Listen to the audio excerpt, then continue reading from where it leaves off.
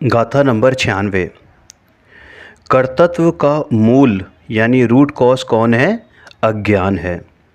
अब इसी को कहते हैं एवं पराणि दव्वाणि अपयं कुणदि मंदबुद्धियो अपाणम अवीय परम करेदीयणाण भावेण। यह मंद बुद्धि जीवियों पर द्रव्य को निज रूप करे, इस भांति से निज आत्म को अज्ञान से पर रूप करे। देखो, यह मंद बुद्धि जीव यों पर द्रव्य को निज रूप करे, बहुत स्पष्ट है। पर द्रव्य को निज रूप करे यानी कि पर द्रव्य को ये मानता है कि ये मैं हूँ। पीछे आया था ना कि ये क्रोध मैं हूँ, मान मैं हूँ, माया मैं हूँ, लोभ मैं हूँ, इत्यादि इत्यादि। फिर उसके बाद क्या आया कि ये धर्मास्तिकाय मैं हूँ, अधर्मास्तिकाय मैं हूँ, पुद्गल मैं हूँ, ये पर जीव जो हैं वो मैं हूँ, काल मैं हूँ, आकाश मैं हूँ। तो ये सारी बातें। और ऐसे ही इसके उलट क्या मानता है कि जो ये है उसको वो पर रूप मानता है ना, उसको वो पर रूप मानता है। इस प्रकार अज्ञानी अज्ञान भाव से पर द्रव्यों को अपने रूप करता है और अपने को पर रूप करता है। देखो यहाँ पर है ना, अज्ञान की बात चल रही है। मैं क्रोध हूँ ऐसा मानता हुआ अज्ञानी, है ना, अज्ञानी आत्मा अपने सविकार चैतन्य परिणाम का कर्ता होता है। ये हमने 94 नंबर की गाथा में देखी थी। सविकार परिणाम का, सविकार चैतन्य परिणाम का कर्ता। और 95 नंबर की गाथा में क्या आया था?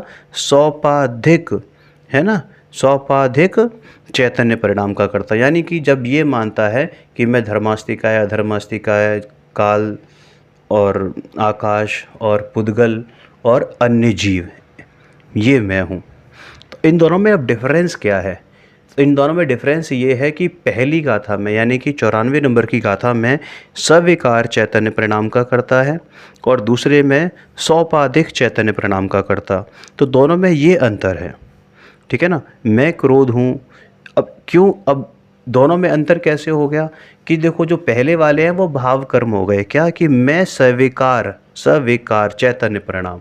और ये दूसरा वाला क्या हो गया कि इसमें उपाधि सहित है। उपाधि सहित कैसी कि धर्म अधर्म, ये उपाधियाँ हो गई ना कि मैं धर्म का कार्य मैं करता हूँ, धर्म का कार्य मैं कर रहा हूँ। जैसे कि मैं गाड़ी चलाता हूँ, अब ये चलाने का कार्य किसका है? कि धर्म द्रव्य का। धर्म द्रव्य निमित्त है ना, पुद्गल के चलने में निमित्त बनता है। और मैं क्या समझता हूँ, मैं क्या मानता हूँ कि मैं गाड़ी चलाता हूँ, है ना, मैं जो है ये शरीर को मैं चलाता हूँ, ये भी यही मानता है कि ये शरीर को मैं चलाता हूँ। अगर ये शरीर अपने आप को भिन्न मानता है थोड़ा बहुत भी, या पढ़ लिख के थोड़ा सा समझ गया है कि ये शरीर और इस शरीर में रहता हुआ आत्मा अलग है, तो भी ये क्या मानता है कि मैं ही इस शरीर को चलाता हूँ। तो वो धर्म का कार्य कर दिया। मैं गाड़ी में ब्रेक लगाया, मैंने गाड़ी में ब्रेक लगाया तो साहब मैंने गाड़ी रोकी, मैंने हाथ दे के गाड़ी को रोका तो मैंने गाड़ी रोकी, समझ में आई ना। तो क्या तो उसने अपने आप को अधर्म मान लिया, अपने आप को क्या मान लिया? अधर्म मान लिया, ठीक है ना। तो यानी कि दूसरे जो पर द्रव्य हैं उनका कार्य स्वयं को करता हुआ मानता है, कर्ता बनता है दूसरों के कार्य का, इसलिए उसको सौपाधिक कहा है। और चूंकि कर्ता बन रहा है, वो धर्म द्रव्य ये हो नहीं गया, लेकिन ऐसा मानना वो वाला भाव, वो किसका भाव है? वो चैतन्य परिणाम है, लेकिन कैसा है? उपाधि सहित है, सौपाधिक है। तो इनका कर्ता कहकर दोनों में अंतर डाला है 94 और 95 नंबर की गाथा में। मैं क्रोध हूँ, मैं मान हूँ, मैं माया हूँ, मैं लोभ हूँ, मैं राग हूँ, मैं द्वेष हूँ, इत्यादि 16 बोल गाथा 94 में कहे हैं। अब ये 16 के आप 160 भी कर सकते हो, जितने भी आपके विकारी परिणाम आपको हैं कि मैं मोटा हूँ, मैं पतला हूँ, मैं नाटा हूँ, मैं बेवकूफ़ हूँ, है ना, मैं होशियार हूँ, ये सब सारे आप कुछ भी कर सकते हो इसमें।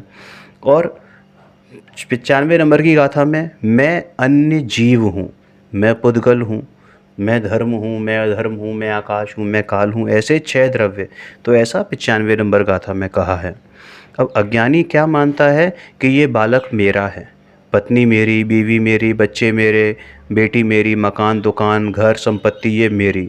इस प्रकार वह परद्रव्यों को निज रूप करता है, परद्रव्यों को निज रूप करता है और स्वयं को भी परद्रव्य रूप करता है, स्वयं को भी परद्रव्य रूप करता है। अब इसका काम चलाना तो नहीं है ना, इसका काम चलाना तो नहीं है, लेकिन चल रहा है तो क्या मान रहा है ना, इसका काम चलाना तो नहीं है ना, तो चल, और जो चीज़ स्वयं से चल रही है तो क्या मान रहा है कि धर्म द्रव्य वो, कि मैं चला रहा हूँ, कि मैं चला रहा हूँ। ठीक है ना भाई, यह वीतराग मार्ग की बात है और यह खूब धैर्य और शांति से सुनना चाहिए। ये मात्र सुनना ही नहीं बल्कि इसका घर पर भी स्वाध्याय और मनन करना चाहिए। घर पर हम क्या करते हैं, बिजनेस डिस्कस करेंगे, ट्रेडिंग डिस्कस करेंगे, यहाँ तक कि बच्चों की पढ़ाई लिखाई डिस्कस करेंगे। आज तुमने दिन में क्या किया, मैंने दिन में क्या किया, कितने पैसे कमाए, कितने गए, ये डिस्कस करेंगे। आज क्या ख़रीदा, कौन सी गाड़ी ली, कौन सी नहीं ली, कितना नफ़ा हुआ, कितना नुकसान हुआ, ये डिस्कस करेंगे। भाई ये केवल पाप का व्यापार है। मैं इन बीवी बच्चों को ठीक रखता हूँ, कमाई करता हूँ, इनका पालन पोषण करता हूँ, ऐसी मान्यता जिसकी है वह घोर मिथ्या दृष्टि है। भाई किसका परिवार, किसका पैसा, कुटुंब तो अन्य जीव हैं ना। परिवार क्या है, परिवार के लोग अन्य जीव हैं, और पैसा क्या है कि पैसा जड़ है, सब भिन्न भिन्न हैं। स्वद्रव्य और परद्रव्य की भिन्नता जानना अलौकिक वस्तु है। अरे जिसे भेद ज्ञान हो जाए उसे तो मानो मुक्ति ही हाथ आ गई है। लेकिन जो अज्ञानी है वो परद्रव्यों को निज रूप और स्वयं को परद्रव्य रूप करता है। अज्ञानी जीव स्वद्रव्य परद्रव्य को एक मानता है, हालांकि यह आत्मा उन समस्त वस्तुओं के संबंध से रहित पूर्ण शुद्ध चैतन्य धातुमय है, तो भी अज्ञान के कारण ही सविकार और सौपादिक चैतन्य परिणाम वाला होने से उस प्रकार के अपने भाव का कर्ता प्रतिभासित होता है। माने कर्ता प्रतिभासित होता है, यानी कर्ता लगता है, कर्ता होता नहीं है, कर्ता लगता है। समझ में आया ना। आत्मा राग द्वेष पुण्य पाप शरीर मन वाणी देव शास्त्र गुरु इत्यादि सर्व वस्तुओं के संबंध से रहित शुद्ध चैतन्य प्रभु है। जिसने शुद्ध चैतन्य को धारण कर रखा है, ऐसा चैतन्य धातुमय है। फिर भी अज्ञानी जीव अपने अज्ञान के कारण क्या मानता है कि मैं क्रोधी, मैं मानी, मैं मायावी, मैं लोभी, या फिर मैं धर्मास्तिका आदि 6 द्रव्य स्वरूप हूँ, ऐसा मानता है। वह जीव सविकार और सौपादिक चैतन्य परिणाम वाला होने से उस प्रकार के अपने भाव का कर्ता प्रतिभासित होता है। सविकार व सौपाधिक चैतन्य परिणाम को अपना भाव कहा है और उस प्रकार के अपने भाव का वह कर्ता प्रतिभासित होता है, यह कहा है। भाई ज्ञायक तो ज्ञायक है, लेकिन अज्ञान में ऐसा प्रतिभास होता है कि मैं विकारी भावों का करता हूँ तथा वह भाव मेरा कर्तव्य है, वे भाव मेरे कर्तव्य हैं, है ना। अब यहाँ पर जो एक एग्जाम्पल दिए हैं, इनफैक्ट 2 एग्जाम्पल दिए हैं भूताविष्ट और ध्यानाविष्ट का। भूताविष्ट और ध्यानाविष्ट, ध्यान से सुनो। भूताविष्ट का मतलब होता है जिसके शरीर में भूत प्रवेश कर गया। आपने देखा होगा ना, कई बार किसी में माता आ गई, कुछ आ गया, कुछ आपने देखा होगा कि वो अजीब अजीब हरकतें करता है, बहुत ही अजीब अजीब हरकतें करता है ना। और एक ध्यानाविष्ट होता है, उसके बारे में बताएंगे, ठीक है ना। तो ये बताया है कि भूताविष्ट और ध्यानाविष्ट पुरुष की भांति आत्मा के कर्तापने की जो मान्यता है उसका मूल कारण अज्ञान है। यहाँ पर सविकार चैतन्य परिणाम को समझाने के लिए, सविकार चैतन्य परिणाम को समझाने के लिए भूताविष्ट पुरुष का दृष्टांत दिया। सविकार यानी सविकार, है ना। रागादि परिणाम मेरे हैं और 6 द्रव्य मेरे हैं, ऐसा अज्ञान भाव ही राग का मूल है। यह सिद्ध हुआ है। आत्मा शुद्ध चैतन्य स्वभाव में ज्ञाता दृष्टा रूप है। उसका भान नहीं होने से मैं राग हूँ, मैं परद्रव्य स्वरूप हूँ, ऐसी मान्यता से उत्पन्न हुआ अज्ञान ही राग के कर्तृत्व का मूल है, परद्रव्य नहीं है। देखो अब दृष्टांत समझते हैं, एग्जाम्पल क्या है कि जो भूताविष्ट पुरुष है वो अज्ञान के कारण भूत को व स्वयं को एक मानता है। जब भूत किसी मनुष्य के, भूत यानी व्यंतर जाति का देव है ना, किसी मनुष्य के शरीर में प्रवेश करके अनेक प्रकार की चेष्टाएं करता है, तब वह भूताविष्ट मनुष्य ऐसा मानता है कि वह मैं ही हूँ। उसी प्रकार पर्याय में जो पुण्य पाप का भाव होता है, वह पुण्य पाप का भाव मैं ही हूँ ऐसा अज्ञानी मानता है। वास्तव में भूत की तरह वे पुण्य पाप के भाव आत्मा नहीं हैं। पुण्य पाप के भाव मैं हूँ ऐसा मानने वाला अज्ञानी जीव भूताविष्ट पुरुष के समान है। भाई ये सब चारित्र मोह के राग की विचित्र चेष्टा है। रामचंद्र जी, भगवान राम है ना, छायक सम्यक दृष्टि थे। 14 साल तक जंगल में सीता जी और लक्ष्मण के साथ रहे। एक बार रावण सीता जी को अपहरण करके ले गया, तब रामचंद्र जी व्यग्र होकर जंगल के वृक्षों से, है ना, बेलों से, पहाड़ से, पत्थरों से पूछते थे, क्या तुमने मेरी सीता को कहीं देखा है? रामचंद्र जी हाथ में सीता जी का के जो कर्ण फूल लेकर उन्हें लक्ष्मण को बताकर पूछने लगे। कर्ण फूल मतलब जो कानों के होते हैं ना, बूंदे, तो उन्हें लेकर लक्ष्मण को पूछने लगे कि ये गहने किसके हैं, क्या ये कर्ण फूल सीता जी के हैं? तो लक्ष्मण ने क्या जवाब दिया कि भैया मेरी दृष्टि तो सदैव सीता माता के चरणों पर रहती थी, इसलिए मैं तो मात्र उनके नुपुर मतलब बिछुए ही पहचान सकता हूँ, ये कर्ण फूल मैं नहीं पहचान सकता। देखा कैसा नैतिक और पवित्र जीवन है। युद्ध में रावण ने लक्ष्मण को विद्या युक्त बाण मारा, जिससे लक्ष्मण मूर्छित हो पड़े, है ना। राम को यह पता था कि लक्ष्मण जो है नारायण हैं, फिर भी राम खेद खिन्न हुए। उन्हें मालूम है रामचंद्र जी को कि रावण कभी भी लक्ष्मण को मार नहीं सकता, बल्कि उल्टा लक्ष्मण के हाथों राम की मृत्यु निश्चित लिखी हुई है, क्योंकि रावण प्रतिनारायण है और लक्ष्मण नारायण हैं, तो नारायण के हाथों ही प्रतिनारायण की मृत्यु होती है। ये बात जानते हुए भी राम खेद खिन्न होते हैं। भैया चारित्र मोह का उदय इतना तीव्र है क्या बोलते हैं, हे भाई लक्ष्मण एक बार तो बोल। मुझे अकेला देखकर माता कौशल्या पूछेगी कि सीता व लक्ष्मण कहाँ हैं, तो मैं क्या जवाब दूंगा? देखो तो चारित्र मोह के राग की कैसी विचित्र लीला है। चारित्र की कमजोरी के कारण समकिति को भी ऐसा अनेक प्रकार का राग आता है, किंतु किसी भी राग को कोई भी धर्मी समकिति अपना नहीं मानता। राम तो पुरुषोत्तम थे, मर्यादा पुरुषोत्तम थे, तद्भव मोक्षगामी थे, तो भी ऐसे विचित्र राग को प्राप्त हुए। इतना होने पर भी वे उस राग को, पर द्रव्य को अपना नहीं समझते थे। भेद ज्ञान की ऐसी ही कोई अचिंत्य महिमा है। तो यहाँ कहते हैं भैया तू अपनी त्रिकाल चैतन्यमयी वस्तु को भूलकर राग व परद्रव्य में एकाकार हुआ है, पुण्य पाप के भावों को तथा परद्रव्य को अपना मानता है। तेरी ये चेष्टा भूताविष्ट पुरुष जैसी है। पुण्य पाप के भाव, परद्रव्य के भाव मेरे हैं, ऐसी तू जो मान्यता करता है ना, ये भूताविष्ट पुरुष की भांति पागलपन है। भूताविष्ट पुरुष अज्ञान के कारण अमानुषिक अनुचित चेष्टाएं करता है। अरे जिसको भूत लगाओ ना, उसे ऐसा भान भी नहीं रहता कि मैं मनुष्य हूँ और ये भूत है। तो ये बातें मनुष्य को शोभा देती हैं क्या? बिल्कुल नहीं देती। ऐसी अमानवीय अनुचित चेष्टाएं करता है और उन सबको अपनी मानता है। क्षण भर में हंसने लगेगा, क्षण भर में रोने लगेगा, क्षण भर में हाथ पैर फेंकेगा, भागेगा, दौड़ेगा, चिल्लाएगा, अनेक कौतूहल करता है। इस प्रकार भूताविष्ट पुरुष विशिष्ट चेष्टाओं के आलंबन सहित भयंकर आरंभ से भरा हुआ है ना, अमानुषिक व्यवहार वाला होने से उस प्रकार के भाव का कर्ता प्रतिभासित होता है, मतलब कर्ता लगता है। अरे यह आत्मा अज्ञान के कारण भाव्य भावक रूप पर को व स्वयं को एक करता है। मोह कर्म भावक और पुण्य पाप के विकारी भाव उसके भाव्य। इन दोनों को अज्ञानी क्या मानता है?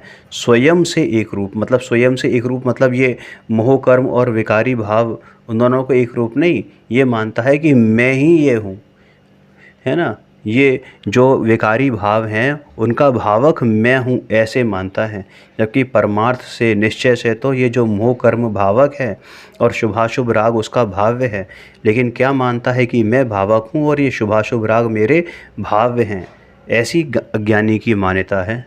मैं राग से भिन्न शुद्ध चैतन्यमय गायक मात्र हूँ, ऐसी दृष्टि उन्हें नहीं हुई है। वे सारे कौन हैं कि वे सब अज्ञानी हैं। समझ में आया ना। और वो क्या मानते हैं कि ये दया, दान, व्रत आदि और हिंसा आदि के अनेक विकल्प रूप चेष्टा को अपनी चेष्टा मानते हैं। हालांकि पुण्य पाप के भाव मोह कर्म के भाव्य हैं। पुण्य पाप के भाव मोह कर्म के भाव्य हैं, तथापि अज्ञानी क्या मानता है कि विकारी भाव मेरे भाव्य हैं, यानी मैं इनका भावक हूँ। अरे जिसको भूत लगा हो वह तो मर्यादित काल तक अधिक से अधिक हो तो एक भव ही पागल सा रहता है। लेकिन जिसने ये मान लिया ना, ये शरीर आदि मेरे हैं, ऐसा मान रखा है, उसका पागलपन तो असीम है। और जितने भी ये अनादि से मिथ्या दृष्टि चले आ रहे हैं उनका यही हाल है।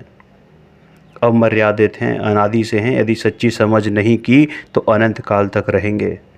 भैया यदि इस मनुष्य भव में ये पागलपन नहीं गया ना, तो ये मिथ्या मान्यता नहीं मिटी तो बहुत बुरी हालत होने वाली है। इस पागलपन का फल तो चतुर्गति में भटकना ही है। और ये बात तो आपको पता है कि इन चतुर्गति में सिवाय दुख के और कुछ भी नहीं है। यह पागलपन भेद ज्ञान द्वारा ही दूर होगा।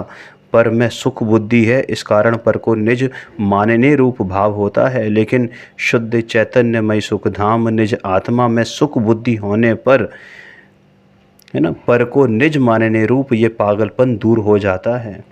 बापू मनुष्य भव की सार्थकता विचार कर भेद ज्ञान प्रकट कर ले। अज्ञानी राग व आत्मा को एक करता हुआ अनुभूति मात्र भावक आत्मा को एक अनुचित विचित्र भाव्य रूप क्रोध आदि विकारों से मिश्रित चैतन्य परिणाम विकार वाला मानने से उस प्रकार के भावों का कर्ता प्रतिभासित होता है। अरे देखो तो पुण्य और पाप का भाव अपने अविकार अनुभूति मात्र भावक का अनुचित भाव्य है ना। भगवान आत्मा तो निर्मल ज्ञान और आनंद की मूर्ति है, उसको तो सम्यक दर्शन ज्ञान व अतीन्द्रिय आनंद की निर्मल अवस्था रूप होना ही शोभा देता है। निर्मल वीतरागी शांति का वेदन करना ही उसका उचित भाव्य है। जैसे भूत की चेष्टा मनुष्य के योग्य चेष्टा नहीं है, उसी प्रकार पुण्य पाप के भावों की चेष्टा भगवान आत्मा के योग्य चेष्टा नहीं है। वह अनुभूति स्वरूप भगवान आत्मा का अनुचित भाव्य है। पुण्य पाप के भाव की चेष्टा प्रकट होने पर जैसा निर्विकार चैतन्य स्वरूप है, वैसी निर्विकारी अवस्था नहीं रहने से चैतन्य की पर्याय में विकार का मिश्रितपना हो जाता है। भाई लोगों को यह मार्ग सुनने में भी कठिन लगता है तो वो अपने में प्रकट कैसे करेंगे। जिसका जन्म मरण का अंत नज़दीक आ गया हो उसको ही यह बात समझ में आएगी। समझ में आया। जैसे अपरीक्षक आचार्य के उपदेश से भैंसे का ध्यान करता हुआ कोई भोला पुरुष अपने अज्ञान के कारण भैंसे को और अपने को एक करता हुआ मैं गगन स्पर्शी सींगों वाला भैंसा हूँ, ऐसे अध्यास के कारण मनुष्योचित मकान के द्वार में से बाहर निकलने से च्युत होता हुआ, यानी कि अब वो बाहर निकलता ही नहीं है, वहीं बैठा रहता है। ऐसा लगता है कि मैं ही भैंसा हूँ, मैं बाहर नहीं जा सकता, है ना। ये मकान छोटा है जबकि मेरा सींग बहुत बड़ा है। इस प्रकार के भाव का कर्ता प्रतिभासित होता है। अपरीक्षक का मतलब यहाँ पर अनजान गुरु, यानी कि अपने आप को गुरु कह ज़रूर रहा है लेकिन है अज्ञानी। तो ऐसे भोले पुरुष से उसने क्या कहा कि जो तुझे इष्ट हो उसका ध्यान कर, तेरा कल्याण होगा। उस पुरुष को भैंसा इष्ट था, अतः वह भैंसे का ध्यान करने लगा। ध्यान में विचार करने लगा कि भैंसा ऐसा पुष्ट शरीर वाला है ना, भारी माथा है, खूब मोटे मोटे सींग हैं। ऐसा ध्यान करते करते वह अज्ञान के कारण अपने आप को ही भैंसा स्वरूप मानने लगा। भैंसा स्वरूप क्या मानने लगा, मैं ही भैंसा हूँ ऐसा ही मानने लगा, है ना। और भैंसा भैंसा मैं भैंसा के विचार में मग्न, मैं ही गगनचुंबी सींग वाला मोटा भैंसा हूँ ऐसा भैंसा मैं हो गया। और आगे सोचता है कि ये घर का दरवाज़ा तो बहुत छोटा है और मैं बहुत बड़ा हूँ, तो इनमें से मैं कैसे बाहर निकलूँगा। हालांकि स्वयं मनुष्य है और मनुष्य का योग्य दरवाज़ा भी है, आसानी से बाहर निकल सकता है, फिर भी वह इस बात को भूल बैठा है। और जब स्वयं घर के दरवाजे से अंदर गया तब मनुष्य था, लेकिन अब क्या है कि अब मैं मोटे सींग वाला भैंसा हूँ। और ऐसा अध्यास हो जाने के कारण, यानी ऐसी मिथ्या मान्यता हो जाने के कारण मनुष्य के योग्य घर के दरवाजे से बाहर निकलने में असमर्थ हो गया। वह अज्ञानी हुआ, उस प्रकार के भाव का कर्ता प्रतिभासित होता है। इसी प्रकार अज्ञानी को परद्रव्य मेरा है, ऐसी चिरकाल की मान्यता के कारण परद्रव्य में से निकलना कठिन हो गया है। ये स्त्री, ये पुत्र, परिवार, मकान, धन संपत्ति, देव, शास्त्र, गुरु इत्यादि सभी परद्रव्य मेरे हैं, ऐसा ध्यान करता है और जानता है कि मैं स्वयं उन रूप हो गया हूँ। इसलिए अब उनसे छूटना बहुत मुश्किल हो गया है। परद्रव्य के विचार में कितना एकाकार हो गया है कि ये भूल बैठा है कि मैं शुद्ध चैतन्य में गायक भगवान आत्मा हूँ। मैं स्वयं को परद्रव्य स्वरूपी मानने लगा है। इस प्रकार स्वयं को भूलकर परद्रव्य के ध्यान में मशगूल होने से अब उसको परद्रव्य से छूटना अत्यंत कठिन हो गया है। देखो तो आचार्य देव ने अपार करुणा करके यह बात कही है। वे कहते हैं कि जो परद्रव्य को अपना मानते हैं उसको उसमें से बाहर निकलना बहुत कठिन पड़ता है। अरे ये देव शास्त्र गुरु की श्रद्धा का विकल्प भी राग है तथा वह राग भला है, ऐसा जो माने, अरे उसका उससे छूटना अत्यंत कठिन है। समझ में आया? ये जो अज्ञानी है ना, वो गायक और गेय को एक करता है। जो देव शास्त्र गुरु आदि जो परद्रव्य जाने गए हैं ना, उन परद्रव्यों से मेरा ज्ञान हुआ है। परद्रव्यों के बिना मेरा ज्ञान प्रकट नहीं होता। इस प्रकार वह परगेय को व स्वयं को एक करता है। स्त्री, कुटुंब, मित्र, देव, गुरु, शास्त्र इत्यादि मैं हूँ, ये मेरे हैं, ऐसी मान्यता से मिथ्या दृष्टि जीव अपने अज्ञान भाव का कर्ता होता है। अब देखो थोड़ा सा इसमें समझने का कोशिश करते हैं और डिटेल में कि जैसे मन के जो विषय हैं वो कितने विषय रूप 6 द्रव्य हैं। धर्मास्तिकाय आदि 6 है ना, द्रव्य मन के विषय हैं, द्रव्य मन के विषय हैं। स्त्री, पुत्र, परिवार, देव, शास्त्र, गुरु, भगवान, तीर्थंकर, देव तक सभी पर पदार्थ मन के विषय हैं तथा सहज चैतन्य भाव, गायक स्वभाव, अतीन्द्रिय ज्ञान का विषय हैं। आत्मा के निर्मल स्व संवेदन के पुरुषार्थ के समय मन उपस्थित होता है, लेकिन वह उस समय मन मुख्य नहीं है, आत्मा मुख्य है। देखो, आत्मा के निर्मल स्व संवेदन यानी अनुभव के पुरुषार्थ के समय, यानी शुद्धोपयोग के पुरुषार्थ के समय मन उपस्थित अवश्य है, लेकिन वह उस समय मन मुख्य नहीं है, आत्मा मुख्य है। आत्मा का भान तो आत्मा के द्वारा ही होता है, मन की तो वहाँ केवल उपस्थिति मात्र है। मन का विषय तो वस्तुतः पर वस्तु है। 6 द्रव्य रूप पर का विचार करने पर मन के निमित्त से शुभाशुभ विकल्प उत्पन्न होते हैं और इन विकल्पों में अपनी शुद्ध चैतन्य धातु रुक जाती है। जब आत्मा स्वयं अपने गायक भाव स्वरूप भगवान आत्मा को छोड़कर पर द्रव्य के विकल्प में रुक जाता है, तब ऐसा कहा जाता है कि शुद्ध चैतन्य आत्मा पर के द्वारा रोका गया है। पर द्रव्य के विचार में अटका अज्ञानी भ्रम से ऐसा मानता है, जानता है कि मैं पर रूप हो गया हूँ। समझ में आया? अपने गायक स्वभाव को ज्ञान द्वारा ग्रहण करना चाहिए, ज्ञान में धारण करके रखना चाहिए। अरे उसके बदले अज्ञानी मन के विषय में अटक जाता है। सिद्ध भगवान, अरिहंत भगवान, आचार्य भगवान आदि पंच परमेष्टि अरूपी हैं। अरूपी हैं मतलब क्या कि अरिहंत, सिद्ध, आचार्य, पाठक, साधु हैं, परमेष्टिपण सब आत्मा की अवस्थाएं, आत्मा ही है शरण। और चूंकि ये आत्मा की अवस्थाएं हैं तो आत्मा तो अरूपी है, इस अपेक्षा से यहाँ कहा गया। और वैसे भी सिद्ध भगवान तो अरूपी हैं ही, तो सिद्ध भगवान, अरिहंत भगवान, आचार्य भगवान आदि पंच परमेष्टि अरूपी हैं। धर्म, अधर्म, आकाश व काल भी अरूपी द्रव्य हैं, वे सब मन के विषय हैं, परंतु मैं इन सब से भिन्न चैतन्य मूर्ति भगवान आत्मा हूँ, ऐसा जिसको भान हुआ है वह ज्ञानी धर्मी जीव आदि पर द्रव्य के विचार के समय भी मैं परद्रव्य से भिन्न निराला तत्व हूँ, ऐसा भान रहने से ये गायक को एक नहीं करता। भाई बात तो बहुत सूक्ष्म है, लेकिन सावधानी से सुने तो समझ में आए, और सावधानी से सुने और समझ ना आए ऐसी बात भी नहीं है। समझ में आया ना। ये बात अभी तक हमने मन के विषय की बात की थी, अब इंद्रियों के विषय की बात करते हैं।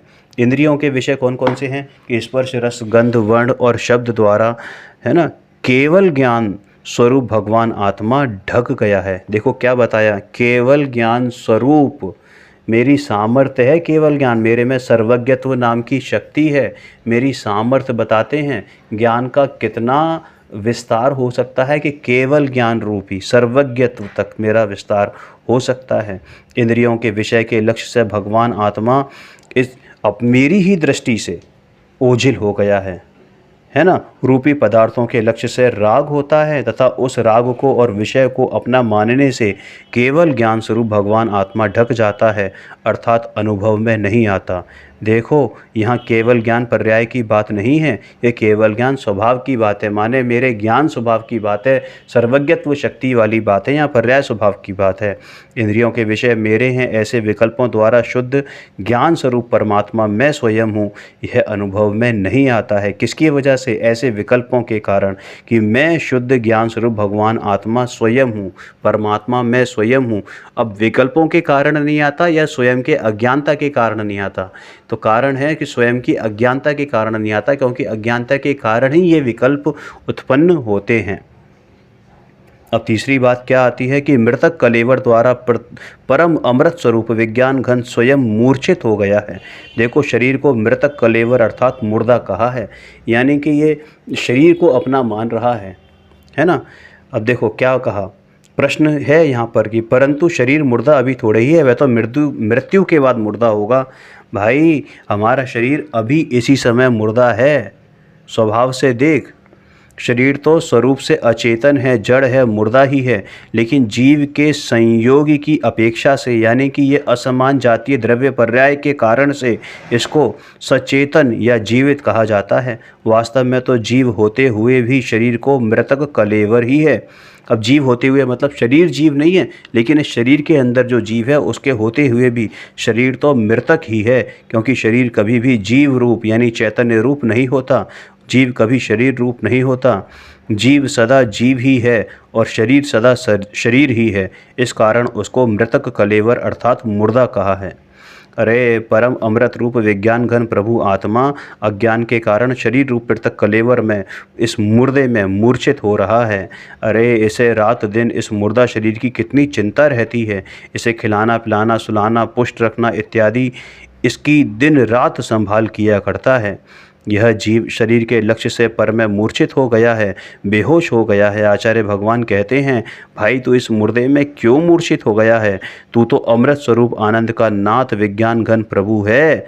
जाग जा, जाग रे जाग, और स्वरूप का भान करके स्वरूप में ही समा जा, आत्मा में ही ठहर जा। अरे आत्मा अकेला ज्ञान स्वरूप अमृत रस का सागर है। आता था ना 32वें कलश में, सुख शांत रस से लबालब यह ज्ञान सागर आत्मा। समझ में आया?